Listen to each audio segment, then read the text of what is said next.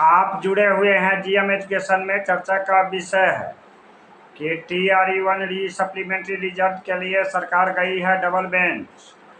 हम लोग भी मुकाबला करने जा रहे हैं डबल बेंच में।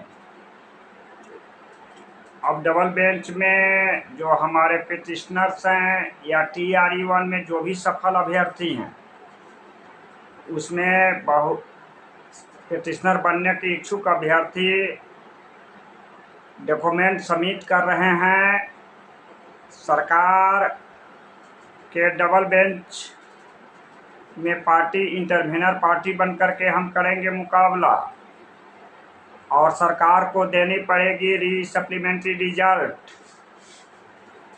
अभ्यर्थी की यह डिमांड है कि सरकार को एक ठोस नियमावली देना पड़ेगा सप्लीमेंट्री रिजल्ट के लिए, और वेटिंग लिस्ट सिस्टम्स बनाना पड़ेगा। इसमें शिक्षा विभाग की जो किरकिरी हुई है और अभ्यर्थी का जो जीवन बर्बाद हो रहा है, दोनों पर लगेगा लगाम। क्योंकि आश्चर्य की बात है कि आप देखते होइएगा 2-3 रोज से अखबार में जो खबरें छप रही है, कैरी बैक एडिशन होगा। मीन्स कि TRE1 और TRE2 की जो सीटें हैं वह TRE3 के में ऐड होकर के जुटेगा, ऐसा अखबार में खबरें छपी हैं। और सरकार TRE1 सप्लीमेंट्री रिजल्ट के विपरीत डबल बेंच में गई है।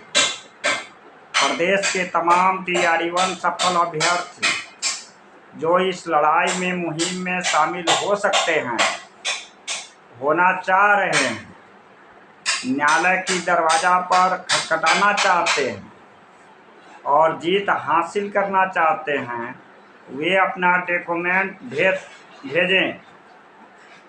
चूँकि अब हम लोग एक ही रास्ता बचा हुआ है न्यायालय में। डबल बेंच की पूरी तैयारी हमारे द्वारा किया जा रहा है और सक्षम अधिवक्ता से इसका मुंहतोड़ जवाब देने के लिए हम लोग तैयार हैं। एक दूसरी परिस्थिति अधिकतम उम्र के अभ्यर्थियों के लिए भी है।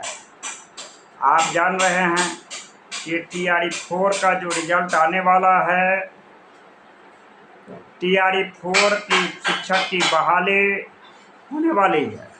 TRE3 के रिजल्ट प्रकाशन और कंप्लीट होने के साथ TRE4 की लड़ाई जारी होगा, ऐसी संभावना है। और हमने जो सचिवालय में पदाधिकारी से मिला और बातें जो स्पष्ट हुआ कि एज रिलैक्सेशन नहीं देगी सरकार, ऐसे में 50,000 अभ्यर्थी को कौन करेगा बेड़ा पार, यह सवाल पैदा होता है। इसकी स्वयं की लड़ाई है, इसके लिए भी न्यायालय में जाना पड़ेगा। तो अधिकतम उम्र के अभ्यर्थी हो जाइए एकजुट, और उम्र की सीमा समाप्त हो, इसका भरना होगा उनका। क्योंकि जब तक आप एकजुट नहीं होइएगा तब तक आपकी लड़ाई मुहिम तक नहीं पहुंच पाएगी। इस तरह से TRE1 री सप्लीमेंट्री रिजल्ट और अधिकतम उम्र की बाध्यता को समाप्त करने की लड़ाई न्यायालय में हम लोग लड़ने के लिए तैयार हैं। कल आपको पता है कि TRE1 केस हमारे द्वारा 4 सेट में किया गया है। कल एक सेट की सुनवाई थी जिसको 846 में अटैच किया गया है। सरकार को काउंटर फाइल लगाना था, सरकार अपना काउंटर फाइल सबमिट की है और इस काउंटर फाइल का जवाब हमारे अधिवक्ता के द्वारा रिज्वाइनिंग लेटर के माध्यम से लगाया जाएगा और जल्द ही होगी सुनवाई। इस तरह से TRE1 जो 846 CWJ/2024 जो हमारे द्वारा केस संचालित हो रहा है, उसमें सरकार ने लगाया काउंटर फाइल, हमारे अधिवक्ता लगा रहे हैं रिज्वाइनिंग लेटर, जल्द होगी सुनवाई अधिकतम उम्र के अभ्यर्थी और ई पिटिशनर्स के लिए डबल बेंच की तैयारी में जो भी अभ्यर्थी शामिल होना चाहते हैं अपना डॉक्यूमेंट व्हाट्सएप के माध्यम से भेजें। चूँकि TRE-1 में जो सरकार ज्वाइनिंग लेटर लगाया है वह काउंटर फाइल लगाया है। हमारे अधिवक्ता से जब कल बात हुई तो उन्होंने कहा कि इसका डॉक्यूमेंट आज निकाल करके और इसका जवाब हम रिज्वाइनिंग लेटर्स के माध्यम से देने जा रहे हैं। जल्द और जल्द करेंगे सुनवाई। आप रखिए न्यायालय पर भरोसा।